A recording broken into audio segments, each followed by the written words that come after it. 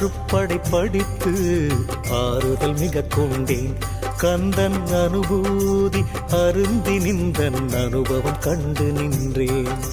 பிள்ளை தமிழில் கொள்ளை அழகோடு அம்மையை பாடிய குருவரனும் எழும்போதும் தொழும்போதும் உனை நினைத்து அழும்போதும் மண்ணில் விழும்போதும் நோன்பாய் நினைத்துதித்த பாம்பனும் உருகியே உனை பாட பெருகிய கண்ணீரில் பேரின்பம் பெற்றுவிட்டேன். பேருக்கு நானும் ஒரு பாடல் சமைத்து விட்டேன். ஏற்பது உன் பெருமை, ஏழைக்கு விலகும் வெறுமை.